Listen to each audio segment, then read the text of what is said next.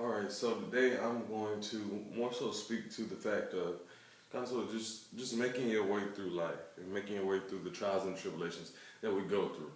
Every day when we wake up, we feel that there is some sort of hindrance, some sort of burden on us, whether it be work, um, obligations to the kids, obligations to bills, whatever our words may be. These are things that innately we have to put to the side and say, regardless of whatever I have going on, I'm going to get up, I'm going to feel motivated to be more, to do more, and to have more. Not more so have more in a materialistic manner, but have more joy, have more pride in family and love and your husband, your wife, your boyfriend, your girlfriend, and your spiritual views, whether it be God or whatever, whatever else you may choose to believe in or just go with in life. We have to put those obligations not on the back burner, but in the sidecar. Do not let them be your focus of every day. They cannot burden you every day. We have to do something about those things and say, I know I got to get this done. I know I got to get this done, but I won't let it deter me from my life. I won't let it deter me from living and being happy, having some sort of joy. I personally, I wake up and more so recently in the last 2 months, just to have some sense of transparency, I've woken up and I've cried. I've cried because there are decisions in my life that I've made that I know have an effect on not only me but my mother, my family. Not that they burden them or hinder them, but I know my mother expected more of me. And to see her one and only son make decisions that could tarnish and totally deter his life if he lets it could be devastating. So, I was waking up every day, I was crying, and I just thought, literally, this cannot be my life. This is a dream. But something would come over me, and I would literally just begin to pray. Pray to God and just say thank you. Thank you that I'm awake. Thank you that you did not let me take my life the night before, because it was a thought many a times. And, I never know, you would never know if you can make it if you decide to give up. So I wake up each day, regardless of my obligations, regardless of whatever I have going on, I wake up, I pray, and I begin to put one step in front of the other. Whether it's slowly or at a fast pace, every day I begin to, I wake up, I pray, and I begin to put one step. Don't focus on what's down the road, don't focus on tomorrow. Say today, I'm going to focus, I'm going to do my best on whatever it is I can do today. Because tomorrow is not promised. So today I'm going to wake up. I'm going to make sure my clothes are ironed. I look nice.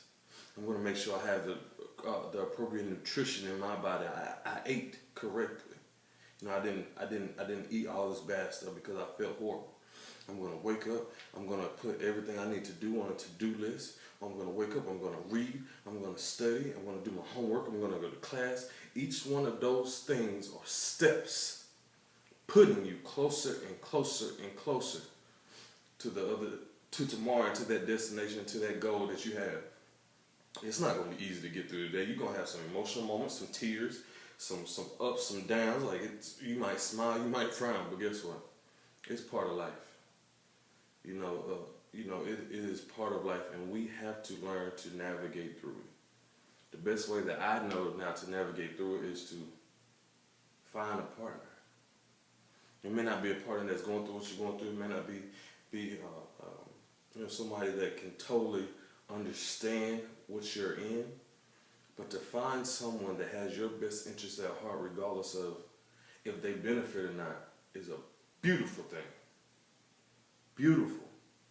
And I only pray that people will learn to give of themselves to something that's bigger and better and more important than being selfish. So find you a partner, whether it be a spiritual partner, a co-worker that you can really talk to, a real friend. We tend to misuse that word friend, but a real friend.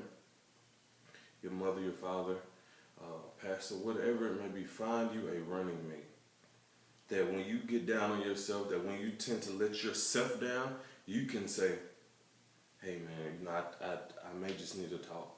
Or they see it and they say, hey, I see you're not in the best mood today. Here's what we're gonna do. We're gonna make sure we're focused, we're on point, we're on task, we get through the day. And while you're taking that one step at a time, I'm gonna take that one step at a time with you. Each day, every day. Until we get to a point until which you can take that one step by yourself. And then you're off to the races. It will not be easy. It will be a whole lot of bad days. But through each storm there is a sunshine, and we can make it. If we believe, we can make it. Please, please, please do not give up. I don't know if I'm more so speaking to myself or if there's somebody else out there that can really relate, but please do not give up on the journey of life. You know, so oftentimes I've had friends that have taken their own lives because they gave up on that journey of life and things began to become overwhelming. They did not have that running mate.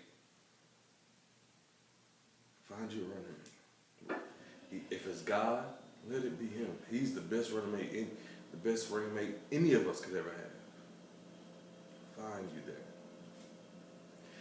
This is Curtis Wright. I'm just sharing my testimony, what I'm going through in life. And I hope that somebody else out there can relate. If you want to talk about it, hit me up, comment, tell me what you think, give me some more ideas. Let's all work together to make today and tomorrow a better day.